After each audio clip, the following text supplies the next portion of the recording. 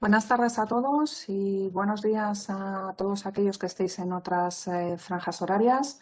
Bienvenidos a FI Escuela de Finanzas y bienvenidos a esta masterclass que lleva por título Inteligencia Artificial e Insurtech hacia la transformación digital del seguro.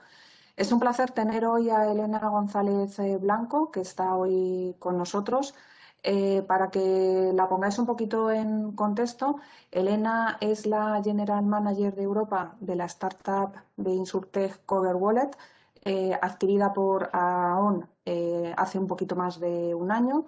Es experta en inteligencia artificial y en transformación digital y es especialista en el ámbito de tecnología lingüística y también ha sido responsable de desarrollo de producto en inteligencia artificial en Insight.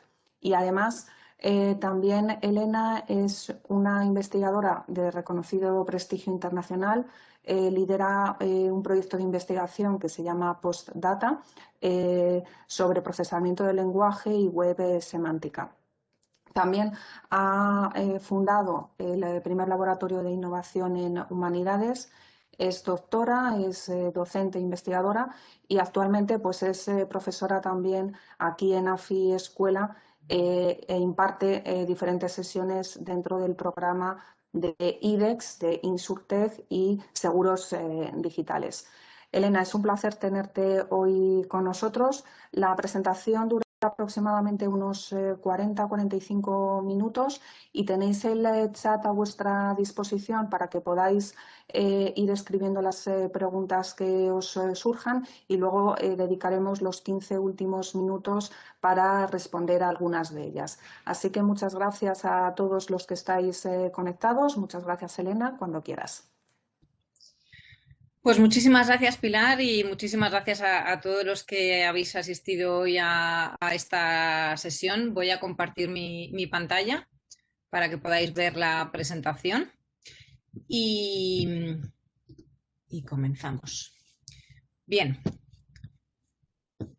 En primer lugar, quería empezar esta masterclass hablando de inteligencia artificial, porque verdaderamente, bueno, pues la clase se llama Inteligencia Artificial Insurtech hacia la transformación del seguro, pero antes de entrar exactamente en cuáles son los puntos que afectan al seguro, quería hablar un poquito de inteligencia artificial, precisamente porque inteligencia artificial es un concepto complicado, un concepto que está muy de moda, pero realmente si nos paramos a pensar qué significa, qué implicaciones tiene, cuáles son los reflejos de inteligencia artificial en nuestra vida diaria o qué tecnologías hay debajo de esta inteligencia artificial, probablemente las preguntas ya no sean tan claras o las respuestas estén un poquito más difusas dependiendo del ámbito de conocimiento en el que estéis o del contacto que hayáis tenido con esta disciplina.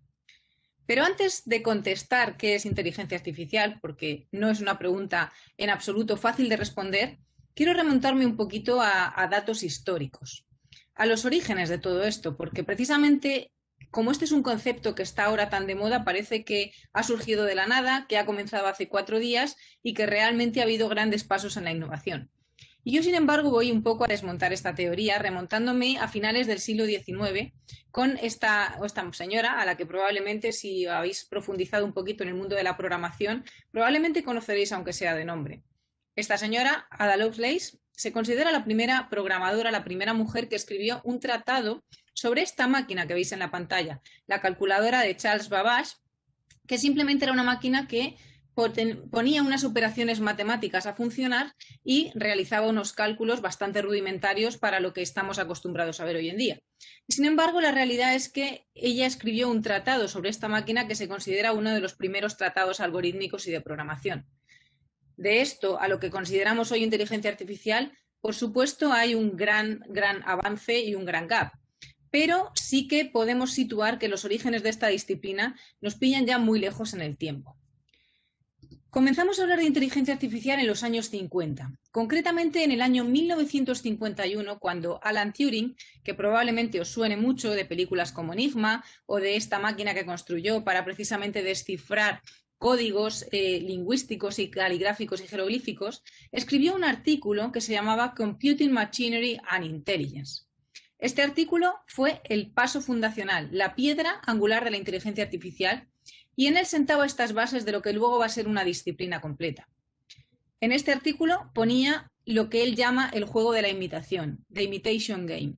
Y lo que decía es, si en una habitación hay una persona y un ordenador y otra persona fuera, en el momento en que la persona que está fuera de la habitación no sea capaz de distinguir a la persona que está dentro del ordenador, en este momento la inteligencia artificial estará lo suficientemente madura. Y yo os pregunto, ¿pensáis que ese momento ha llegado? Podemos discutir después en la sesión de debate, en las preguntas, si estamos en ese punto en el que la inteligencia artificial ha alcanzado su grado de madurez, pero ya os adelanto mi perspectiva en este sentido, y la respuesta es que no. Hemos avanzado mucho, efectivamente.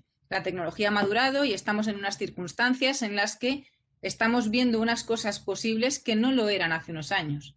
Pero, sin embargo, todavía estamos lejos de encontrar este juego de la imitación hecho realidad en que no somos capaces de diferenciar si estamos hablando con una máquina o con una persona.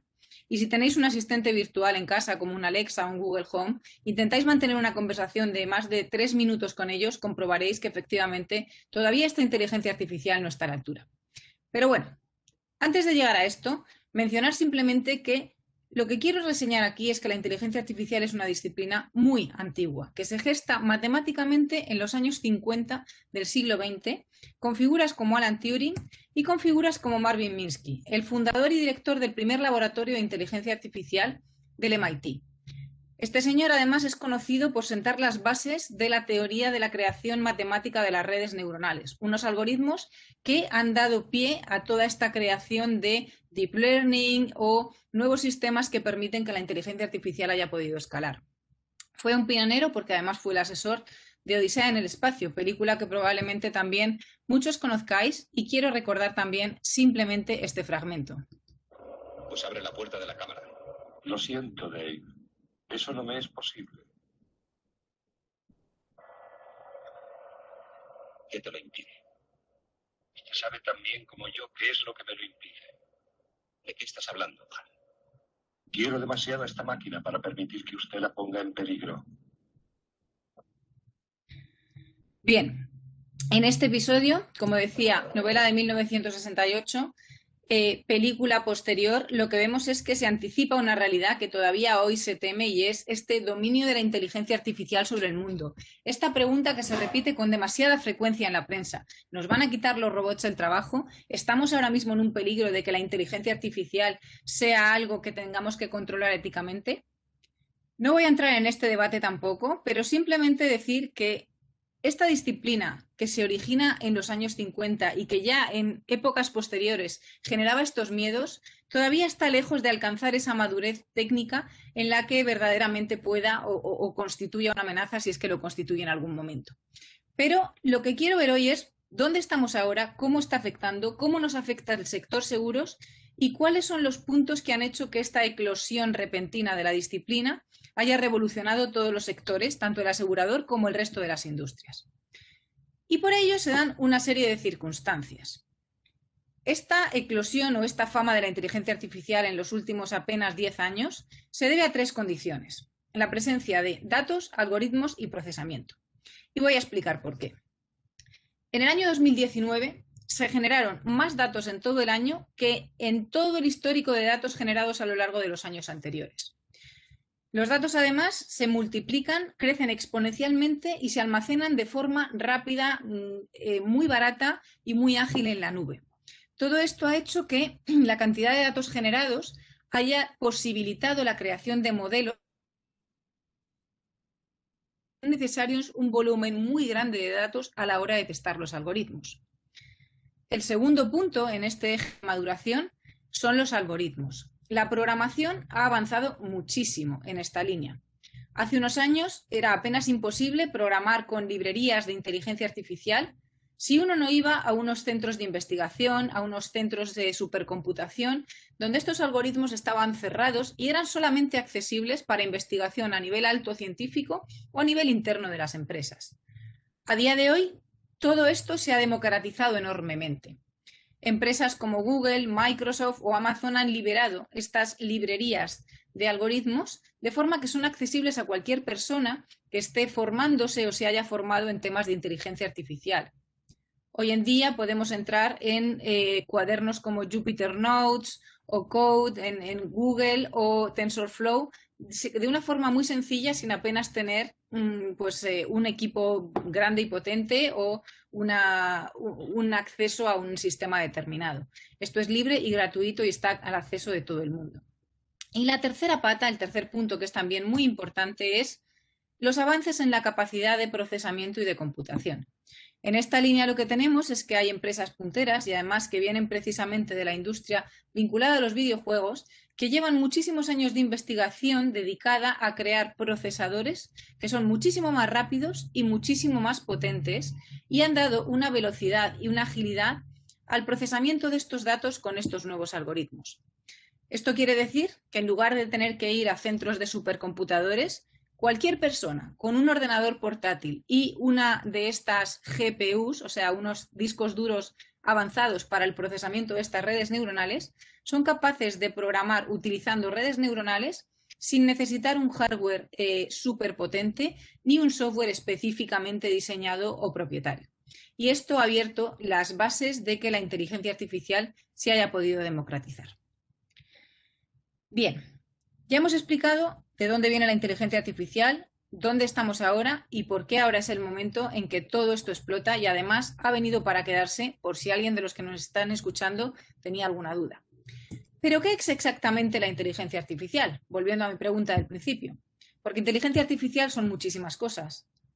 Hablamos de inteligencia artificial cuando reconocemos una cara en un móvil o hacemos un análisis de una foto, transcribimos una caligrafía manuscrita, jugamos contra la máquina a un juego de mesa, resolvemos operaciones complejas o hablamos con Siri, con Alexa o los asistentes virtuales, o hablamos del coche autónomo o de los aviones que conducen solos. ¿Todo esto es inteligencia artificial? Sí, pero la inteligencia artificial es una etiqueta que abarca distintas tecnologías que están detrás. Y quizás es una etiqueta demasiado amplia, demasiado generalista, pero que hay que saber qué encubre o qué tapa detrás de ella. Dependiendo del tipo de datos que manejemos, necesitamos referirnos a una tecnología o a otra. Si estamos hablando de tecnologías de procesamiento del texto, lo que se llama procesamiento del lenguaje natural, hablaremos de tecnologías específicas para entender el lenguaje, entender las palabras, entender esos textos. Si hablamos, en cambio, de tecnologías de imagen, estaremos hablando de tecnologías que procesan píxeles como base del dato. Si hablamos de asistentes de voz, estaremos hablando de tecnologías que procesan voz. Y aquí hago una diferencia importante entre lo que es voz y lo que es texto, porque son cosas distintas. El tipo de dato que se procesa, en el caso del procesamiento del lenguaje natural, es una cadena de texto escrito y en el caso del procesamiento de voz es lo que se llama speech, o sea, discurso. Y en este caso lo que procesamos son ondas sonoras. Precisamente cuando hablamos de los asistentes virtuales, el proceso es bastante complejo porque combinan tecnologías distintas. Combinan, por un lado, este procesamiento de la onda sonora que viene de la voz y se convierte en texto, y por otro lado el entendimiento de ese texto que se analiza semánticamente utilizando estas tecnologías de procesamiento del lenguaje natural. Y como podéis imaginar, es un procesamiento verdaderamente complejo porque incluye el paso de voz a texto, el análisis de texto y luego el entendimiento de esa semántica y esas intenciones, más luego un robot que hay detrás que va dando esas órdenes que hacen que la máquina conteste a la persona. Esto se combina además con algo que está en la base de lo que se entiende como inteligencia artificial, que es el aprendizaje de la máquina. La inteligencia artificial, al final, es la capacidad que tiene el ordenador de imitar el comportamiento humano. Así es como la define la Real Academia y así es como el ordenador ha intentado siempre parecerse a los comportamientos del hombre. Una de las capacidades que tiene es que es capaz de aprender. Pero este aprendizaje, o lo que se llama machine learning, se hace de distintas formas. Por un lado está el aprendizaje supervisado, que es un aprendizaje tradicional que se lleva ensayando desde los años 80, cuando empiezan los primeros algoritmos y las primeras normas de la lógica, en el que le damos al ordenador una serie de datos y una serie de reglas que van entrenando a los y el sistema va aprendiendo a base de input humano, a base de feedback, a base de reglas y datos que se van combinando. Todo esto se va complicando con el tiempo y hemos conseguido que haya algoritmos que puedan sacar solos una serie de conclusiones a las que vamos entrenando también. Esto se llama aprendizaje semisupervisado y hoy día hemos conseguido alcanzar ese grado de automatización en el que la máquina es capaz de aprender y sacar conclusiones por sí misma.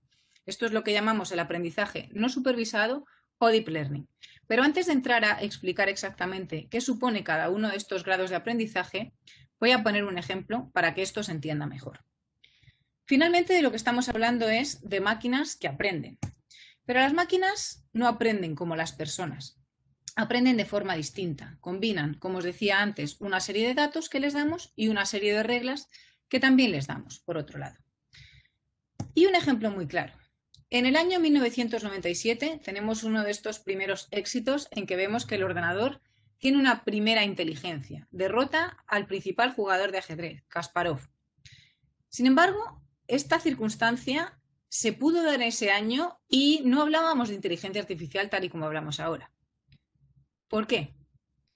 Bien, pues porque el ajedrez es un sistema que está organizado con reglas y cada jugada es una secuencia de movimientos finitos. Es decir, el ajedrez en cierto modo es predecible. Hay una serie de partidas que pueden suceder cuando un jugador mueve una ficha, pero esas partidas son limitadas, aunque sean muchas.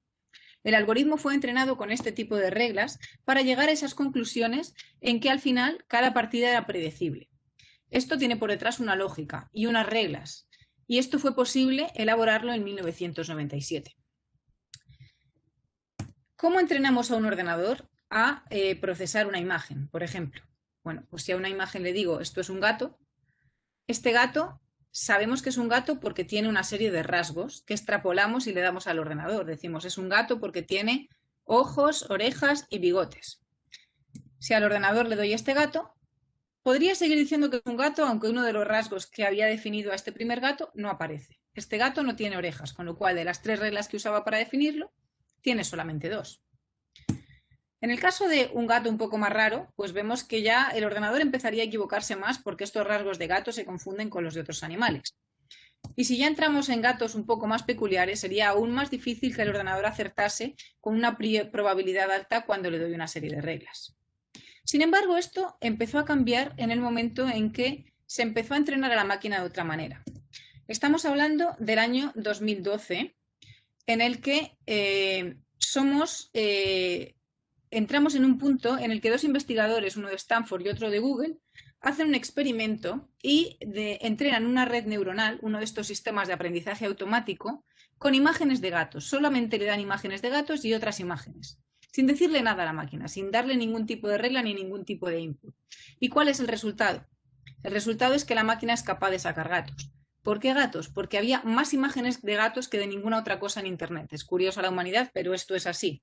Decidieron entrenar el modelo con la mayor cantidad de datos que encontraron, que eran imágenes de gatitos, y efectivamente fueron capaces, sin darle ningún tipo de regla de si tienen bigotes, ojos y cara, al ordenador sobre qué podía salir ahí.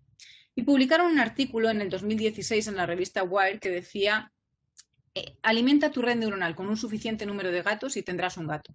Aliméntala con una nube y tendrás una nube. Y este artículo se hizo viral.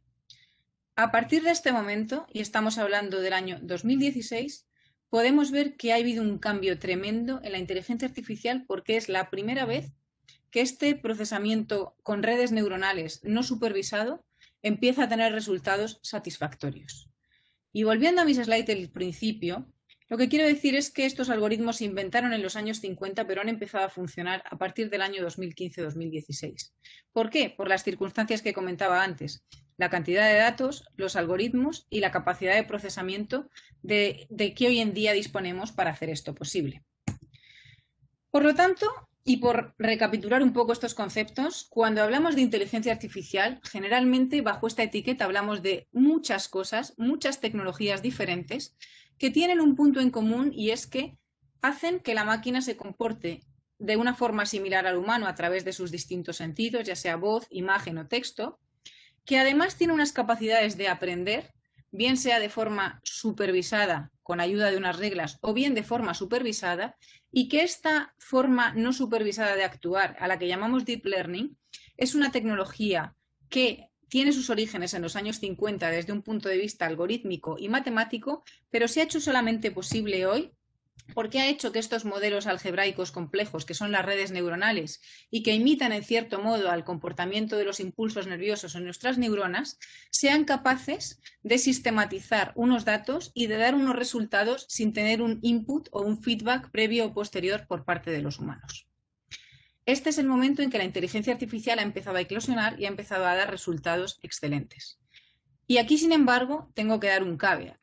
El deep learning es uno de los avances más interesantes de la inteligencia artificial y, sin embargo, no funciona para todo. Es más, funciona bien para muy pocas cosas todavía, porque, como os decía antes, esta tecnología aún no está lo suficientemente madura.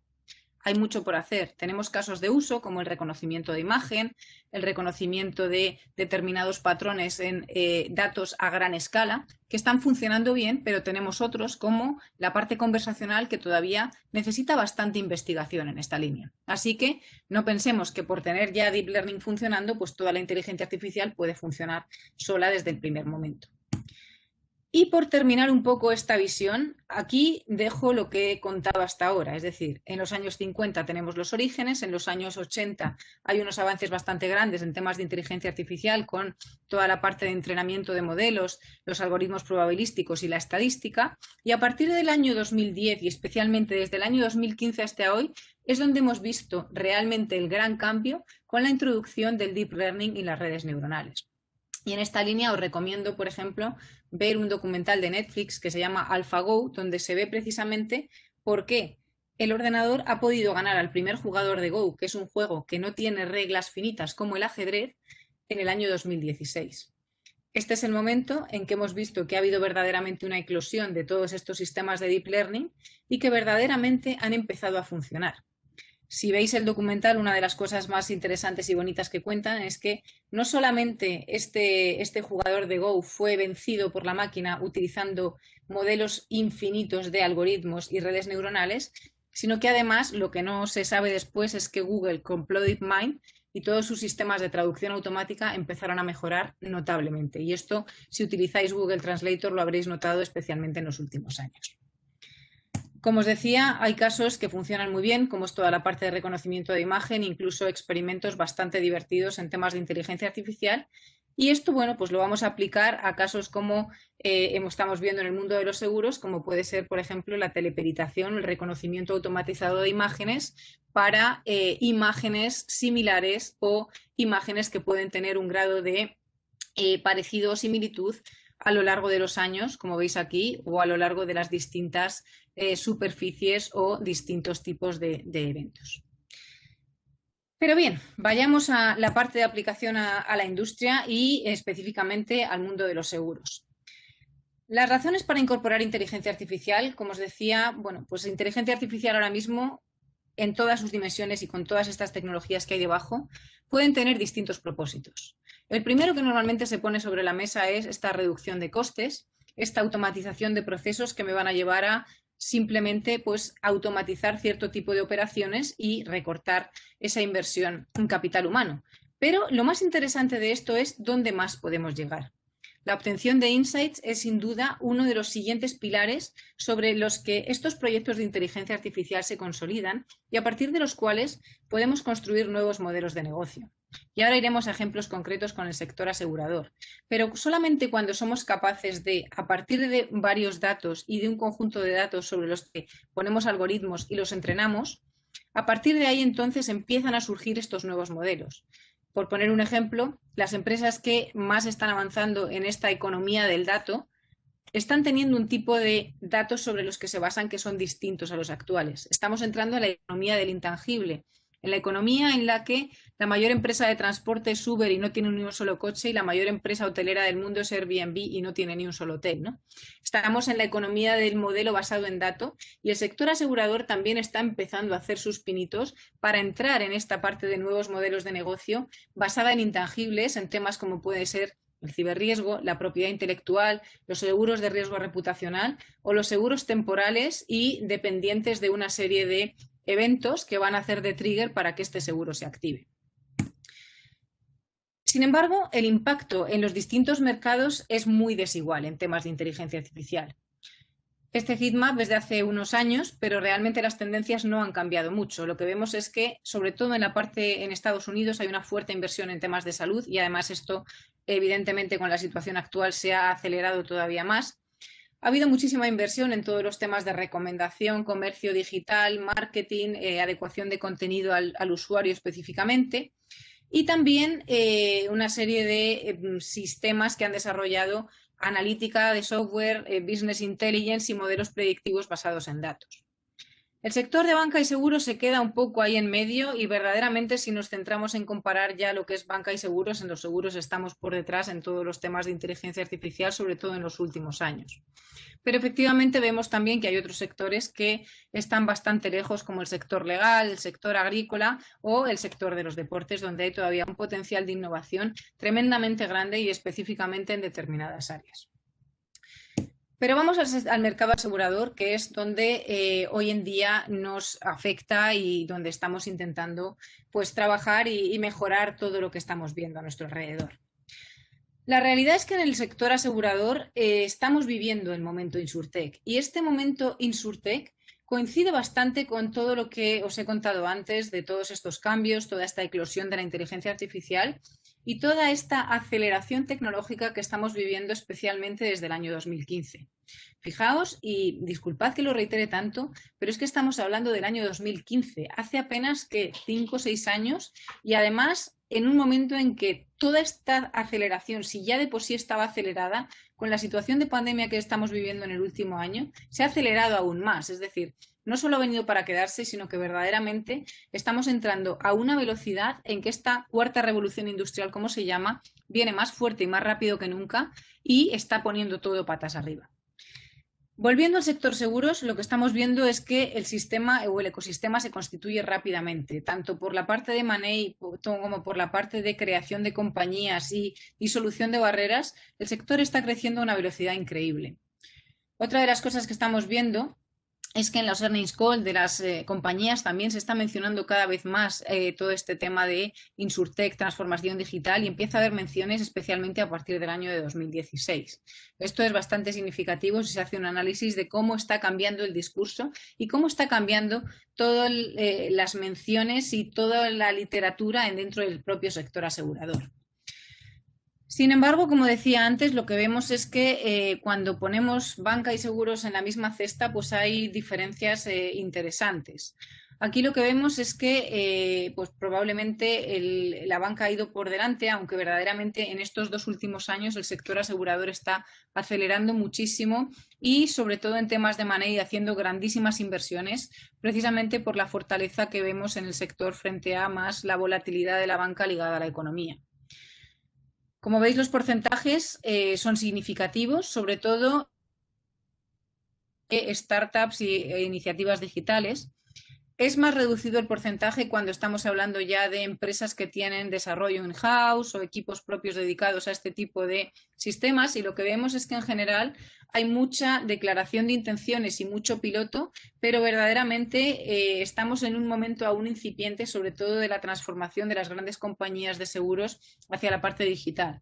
Si miramos la cuenta de resultados, si miramos qué viene por los canales digitales y qué viene por los canales tradicionales, en la mayoría de las compañías, sobre todo consolidadas, lo que vemos es que la parte tradicional pesa todavía mucho más.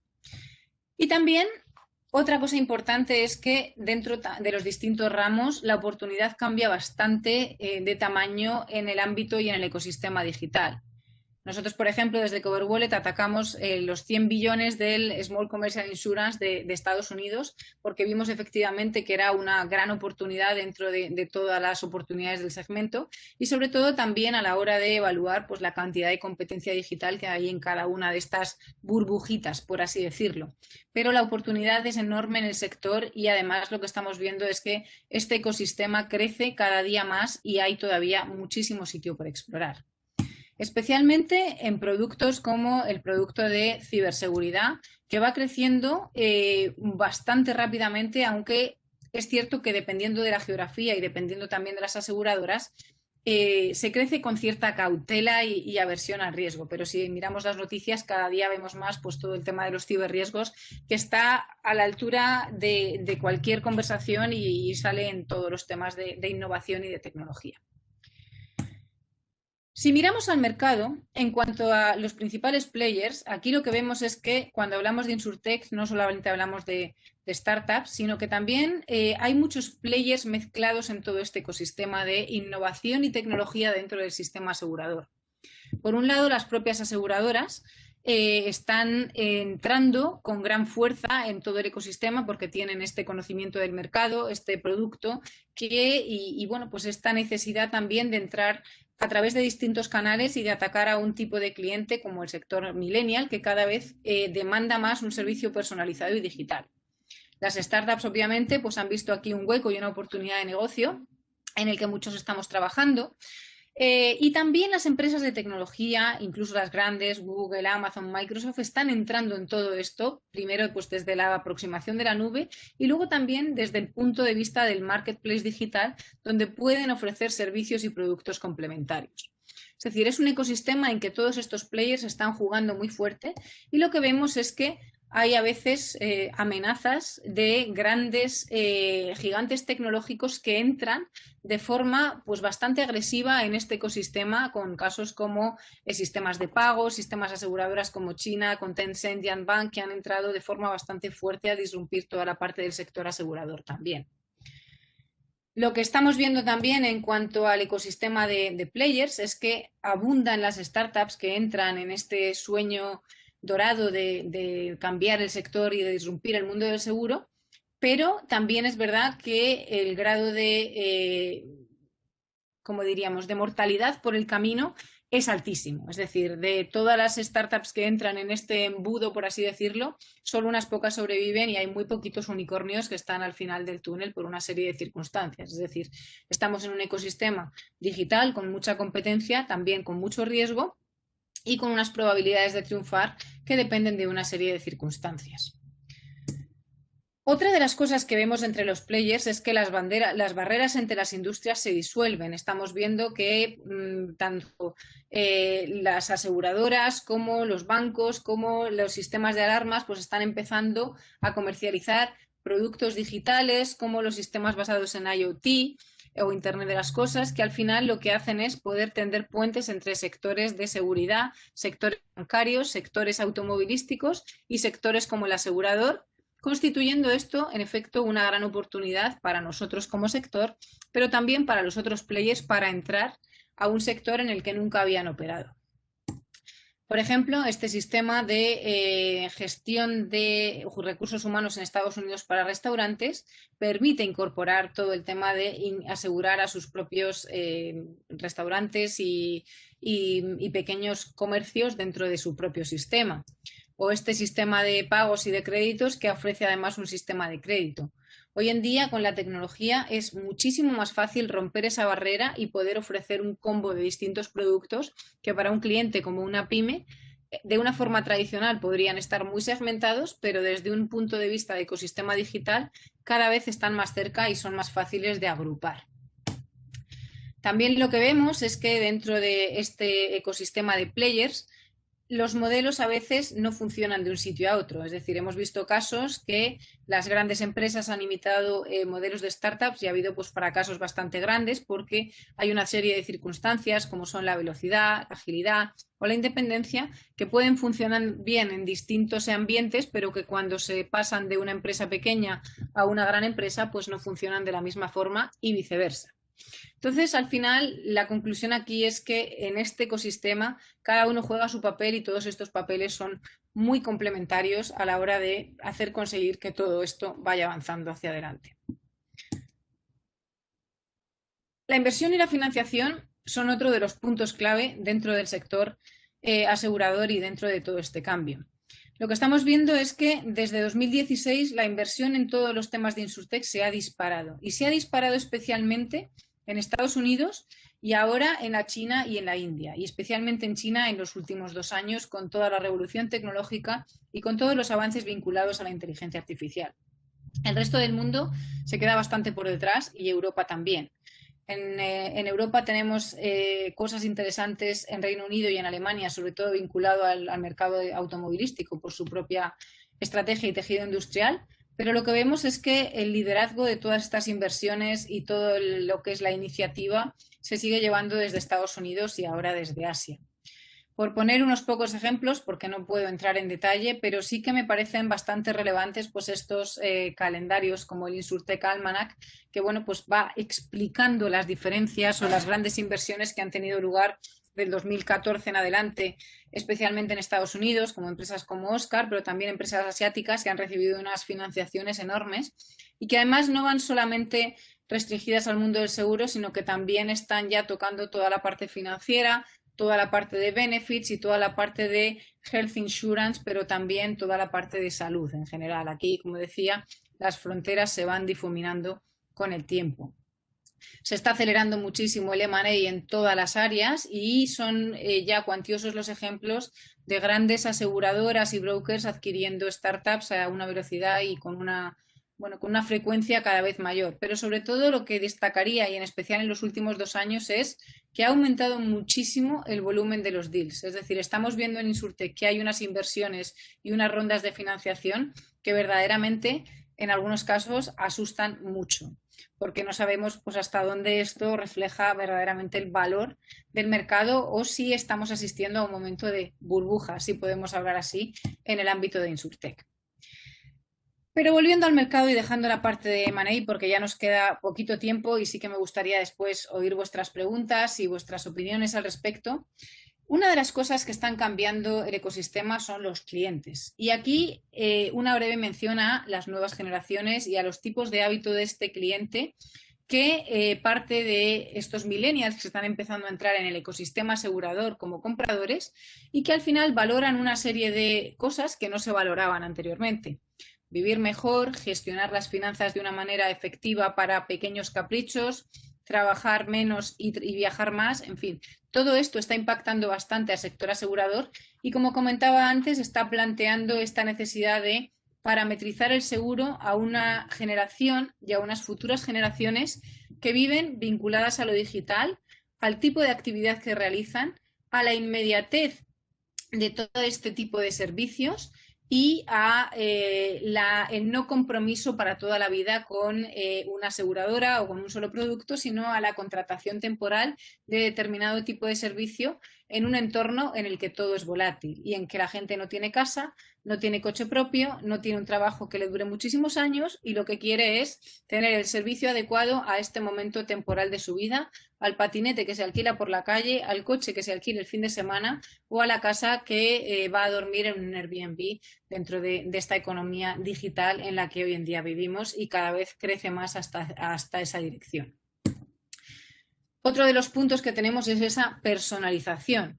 Es decir, queremos que la personalización cubra desde toda la parte de gestión del dato de este usuario en el que basamos este producto, hacia la parte de decisión, que sea el usuario el que pueda elegir cuáles son las coberturas que quiere, cuáles no quiere, que pueda tener cierta transparencia para entender este tipo de coberturas y que además tenga canales de distribución que sean digitales, accesibles y que sean rápidos de gestionar. En este sentido, las empresas, cuando hablo de las Insurtech, como decía antes, estamos hablando no solamente de startups, sino de todo el ecosistema de players que está avanzando hacia toda la combinación de tecnología y seguros. Y lo que estamos viendo es que hay distintas tendencias. Todavía la mayor parte de estas tendencias de innovación tienden a fortalecer esta cadena de valor, a permitir que la cadena de valor funcione de una forma más ágil, más rápida y más digital de lo que funcionaba antes. Un porcentaje, que podríamos decir un tercio, está desintermediando esta cadena de valor del cliente, está separando ya lo que es el producto tradicional de la forma de vender tradicional y está dando un paso más hacia adelante en toda la innovación, pero tan solo menos de un 10% está disrumpiendo esta cadena de valor para crear un producto nuevo y para salirse de lo que es la forma tradicional de concebir el mercado. Como veis, según este modelo, todavía la innovación está muy vinculada a la cadena de valor tradicional y al grueso de toda esta cadena y verdaderamente aún hay muchísimo por hacer en esta línea. A veces no hay que pensar que para innovar en Insurtech hay que subirse a un dron y hacer un seguro extraño que vaya parametrizando cosas, pero a veces con pequeños puntos de innovación somos capaces de tener un gran impacto económico, un gran impacto en satisfacción del cliente, un gran impacto operacional. Y ahí es donde la mayor parte de innovaciones están yendo por el momento. Con respecto a las tecnologías que hay detrás de esto, lo que vemos es que hay una mezcla. Big Data y Machine Learning, y aquí podemos hablar también de inteligencia artificial partiendo de los contextos, de que los conceptos que os he contado al principio, están como la tecnología rompedora. Como decía antes, detrás de esto hay muchas tecnologías distintas. Seguros basados en el uso también es una tendencia que va cada vez más evolucionando. Toda la incorporación de IoT o tecnologías de Internet de las cosas está cada vez creciendo más en esta dirección. La gamificación, los robo-advisors son especialmente frecuentes, sobre todo en temas de bancas, asesoramiento personal de finanzas, gestión de las propias carteras. Y luego, en un nivel menor, tenemos la parte de blockchain y microinsurance, que para determinados tipos de servicios y productos están funcionando bien, pero sin embargo se están implantando de forma mucho más puntual. Como os comentaba antes, la estrella de la fiesta es la inteligencia artificial en distintos ámbitos. La inteligencia artificial en seguros podríamos dedicar varias sesiones específicamente a esto porque se puede aplicar en distintos puntos de toda la cadena de valor. Tenemos datos desde el análisis de las propias pólizas para partir de los textos, de todo el tema del cálculo automático del riesgo de siniestro, todo lo que es todas las cuestiones de teleperitación y verificación a partir de imagen, toda la aceleración de procesos operacionales y gestión digital de las ventas en toda la cadena de valor de distribución y toda la digitalización de los propios procesos utilizando inteligencia artificial y aprendizaje automático están a la orden del día en cualquiera de las aseguradoras y de Insurtech con las que podemos hablar. El blockchain es más limitado, como decía, en el uso, pero está teniendo casos de uso interesantes a la hora de reaseguro, a la hora de evitar el fraude y de montar pues, nuevos modelos de negocio como lo que ha hecho Lemonade a la hora de asegurar sus claims y pagar a sus clientes por adelantado con un modelo predictivo bastante interesante y disruptivo. Los chatbots y las tecnologías del lenguaje son una de las innovaciones que también, basadas en inteligencia artificial, están muy de moda, pero todavía no han terminado de despegar a la hora de resolver de verdad estos problemas para los que todavía los usuarios y las aseguradoras confían más en un teléfono y una persona humana que en una pura máquina para procesarlo todo.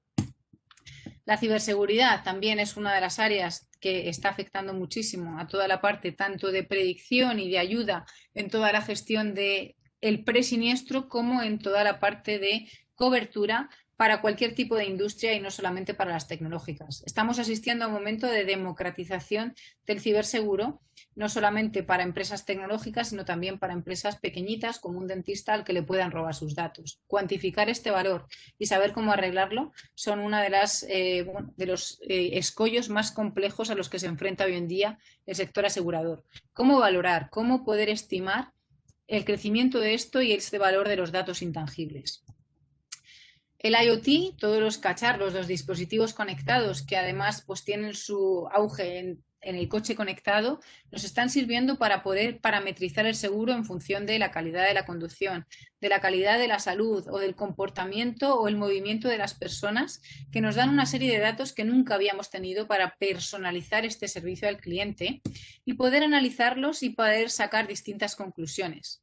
Aquí hay ejemplos de geolocalización mezclada con datos geoespaciales de imagen para clasificar pues, dónde está la población concentrada y cuáles son las probabilidades de que haya cierto tipo de siniestralidad en determinados sectores, como puede ser el sector industrial o el sector agrícola.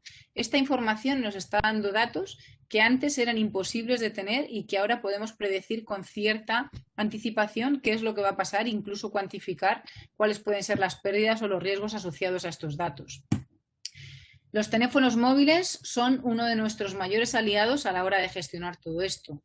Las aseguradoras están utilizando cada vez más estos cacharros o estos devices para procesar siniestros, poder hacer una rápida teleperitación de lo que está pasando y para poder incluso geolocalizar los datos del usuario, evitar fraude en un posible contexto o poder anticipar cierto tipo de acontecimientos gracias a que cada uno llevamos un generador de datos en nuestras manos y estamos compartiendo información constante con todo lo que nos rodea. Y además que se almacena en la nube y que es capaz de darnos un mejor servicio en todo momento personalizado para nuestras necesidades.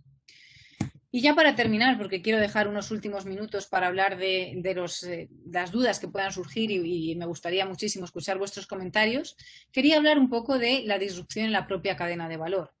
Como comentaba antes, aquí lo que vemos es que la tecnología impacta sobre todo en la parte más tradicional de esta cadena.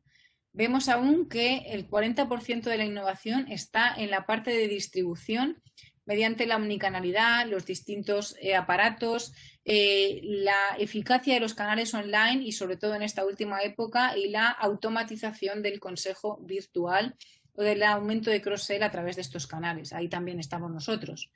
Lo que vemos también es que para suscripción y cotización está habiendo un aumento cada vez mayor a la hora sobre todo de modelos predictivos para asesorar mejor el riesgo y calcular el posible loss ratio en distintas industrias.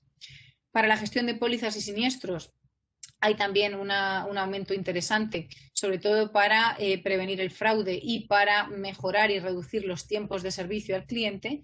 Y en la parte de diseño de producto el porcentaje es todavía pequeñito, pero sí que vemos que tímidamente asoma esta creación de nuevos modelos de sistemas telemáticos que, como decía, muchas veces están todavía en fase de piloto, pero que probablemente sea el área que crezca mayormente en los próximos años.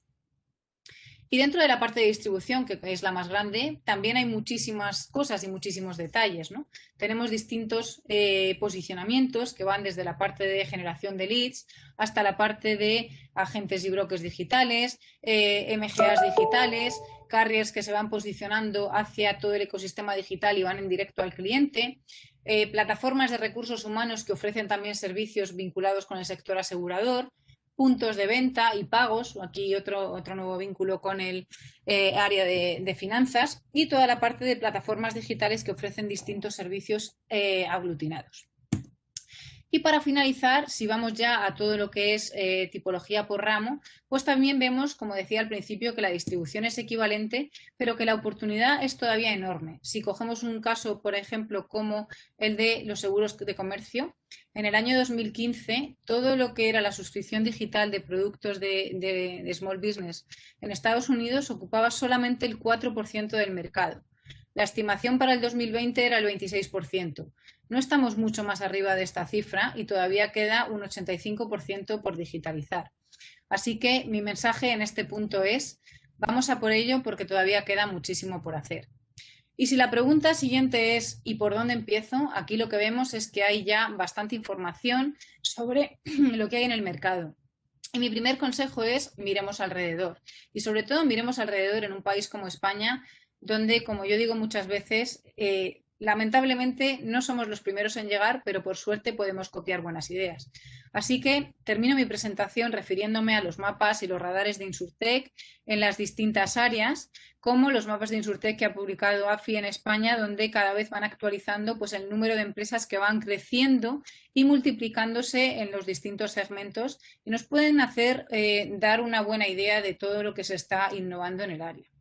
Y si alguno de vosotros es más curioso todavía, os recomiendo que leáis mucho, que leáis y que os suscribáis a todos los reports que con cada vez mayor frecuencia circulan en las redes y que pueden llegar hasta vuestro buzón de correo en el día a día. Y si tengo que elegir alguno, pues yo recomiendo especialmente los de CB Insights, que van dando updates tecnológicos en distintas áreas, los de McKinsey, que también tienen distintos monográficos referidos a la digitalización de Insurtech, los de Willis Tower Watson, que también van publicando el Quarterly Insurtech Briefing. Y con todo esto podréis haceros una muy buena idea de qué es lo que está pasando en el sector y todo lo que vemos que va a venir y que está viniendo y que está ya aquí. Y como decía Marvin Minsky, este señor de pelo blanco que ponía en mi segunda slide, los robots heredarán la Tierra, sí, pero nosotros seremos sus padres. Así que las innovaciones que tengan lugar en el sector van a suceder porque las vamos a provocar nosotros. Os animo a todos a que perdáis el miedo a la inteligencia artificial os metáis de lleno en ella porque hay una oportunidad enorme y hay una oportunidad estupenda de dar mejor servicio a nuestros clientes, de entender mejor sus necesidades y de modernizar el sector en el que todavía queda muchísimo por hacer. Así que muchísimas gracias a todos y estoy a vuestra disposición para las preguntas que puedan surgir.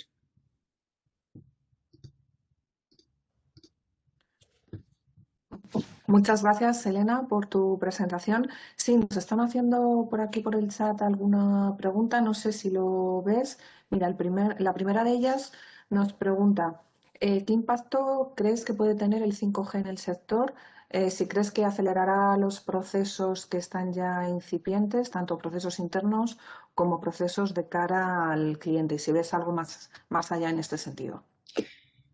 Bien, pues efectivamente es una buenísima pregunta porque el 5G es la siguiente revolución en infraestructura que está impactando a toda la parte de conectividad de todo el sistema digital.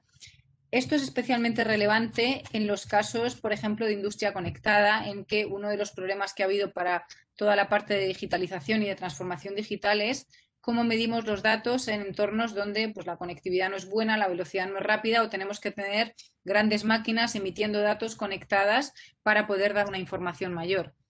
Lo que hemos visto es que, por ejemplo, en España, una de las cosas que ha funcionado mejor, y esto además en los últimos 10 años frente a otros países como Estados Unidos, ha sido todo el tema de las comunicaciones móviles, porque toda la parte de infraestructura y de antenas se ha hecho muy bien. Esto sin duda ha acelerado muchísimo el que empresas basadas en estos nuevos modelos digitales que generan datos, consumen datos y se basan en el dato puedan ir de una forma más rápida y tener éxito. El 5G lo que va a hacer es aumentar y facilitar que esto sea así y, como os decía, especialmente en entornos que están fuera de los núcleos urbanos, industriales, peor comunicados y con mayores dificultades. Entonces, especialmente pues, en temas de agricultura e inteligencia artificial, en temas de industria 4.0 y todo lo que vincula al sector asegurador con todo este tipo de servicios, nos va a ayudar muchísimo a poder dar un servicio digital al cliente allá donde esté y a tiempo real. Muy bien, gracias, Elena. Otra pregunta que nos hacen es sobre el mercado laboral, sobre qué puestos de trabajo dentro del sector seguros y banca se van a ver más afectados o incluso desplazados y qué nuevos puestos aparecen o se potencian. Bien, esta pregunta me encanta porque sale en todas las charlas de inteligencia artificial y es ese miedo a la destrucción del trabajo. Lo primero que yo siempre digo aquí es que realmente puestos de trabajo que se hayan destruido en los últimos 50 años, ha habido solamente uno que ha sido el de ascensorista. Es decir, lo que estamos viendo es que efectivamente estamos ante un cambio en el sector, pero en el sector y en todos los sectores, y es que todo se está digitalizando. No estamos hablando tanto de una desaparición de puestos, sino un cambio de capacidades. O sea, igual que hoy en día no se concibe que nadie pueda entrar en un puesto de trabajo sin saber manejar un ordenador, pues hoy en día estas capacidades van en aumento. Y lo que es muy relevante es que estas capacidades vayan acompañando a la formación del empleado a lo largo de su crecimiento en la empresa. Cada día es más necesario estar al día de todos estos avances digitales y no perder el tren, porque además lo que vemos es que ni siquiera en una generación que estudió informática hace 10 o 15 años, la tecnología estaba madura. Si estos avances de inteligencia artificial los hemos visto en los últimos 5 años, lo que vemos es que ya nos hemos quedado atrás en 6 meses. Esto no quiere decir que nadie tenga que aprender a programar en redes neuronales, pero sí que es importante estar al tanto de esta innovación tecnológica, abrir un poco la mente y la cabeza y estar un poco alerta de todo lo que está pasando a nuestro alrededor. Porque si tenemos esta mente abierta, este interés o esta inquietud formativa, pues verdaderamente lo que no vamos a hacer es estar mucho más abiertos a estos cambios en el puesto de trabajo, que lo que van a necesitar es que aumentemos esas capacidades de salir de nuestra zona de confort, entrar más en áreas tecnológicas y poder tener una conversación mucho más interdisciplinar en un entorno en el que la volatilidad y la combinación de fronteras es cada vez más un punto que está al orden del día. Muy bien. Otra pregunta que nos hacen es que tanto desde la perspectiva de cliente como desde la perspectiva de empresa se va a un modelo de consumo de servicio. Y en este sentido, pues el punto de gestión de la información es clave y las tecnológicas quizás tienen una ventaja importante. La pregunta que te formulan, Elena, es si no existe el riesgo de que las grandes tecnológicas invadan este nicho completamente y cuál es la previsión, si existe en ese sentido. Efectivamente, también muy interesante. A ver, las grandes tecnológicas tienen, por un lado, la tecnología y, por otro lado, una gran cantidad de datos, como comentábamos antes. Sin embargo, en concreto, con el sector asegurador, hay un tema que es el conocimiento del mercado, el conocimiento del cliente y la gran cantidad de que las aseguradoras acumulan, que es enorme. En nuestras manos está decidir si esta explotación de datos queremos hacerla nosotros o queremos que la haga un tercero. Todavía estamos en un punto en el que este conocimiento del dato y este dato es lo que más valor da al algoritmo de inteligencia artificial que puede haber detrás de él. Con esto lo que quiero decir es que somos nosotros desde el sector los que nos tenemos que poner las pilas para poder maximizar el uso de estos datos de la forma adecuada, porque el conocimiento del negocio, el conocimiento del cliente y el conocimiento del mercado son esenciales a la hora de montar modelos tecnológicos que funcionen tanto en Insurtech como en inteligencia artificial. La tecnología no funciona por sí sola, la inteligencia artificial no toma decisiones. Somos nosotros los que les tenemos que dar ese input y esa necesidad que queremos crear a la hora de gestionar todo este tipo de información. Entonces, lo que yo aquí me parece fundamental es que esta colaboración interdisciplinar, este conocimiento de la tecnología y saber dónde está la oportunidad y qué datos tenemos nosotros y llevar nosotros el liderazgo desde el lado del conocimiento del mercado es fundamental a la hora de abordar la problemática desde un punto de vista digital. Muy bien, pues muchas gracias, Elena, por esta interesante presentación. Muchas gracias también a todos vosotros que habéis estado conectados y tenéis a vuestra disposición la página web y las redes donde tenéis información de otras masterclasses que puedan ser de vuestro interés y también os haremos llegar la presentación de Elena, que nos ha dado el permiso también para ello. Así que muchísimas gracias a todos y lo dejamos aquí. Buenas tardes. Gracias a vosotros. Un placer.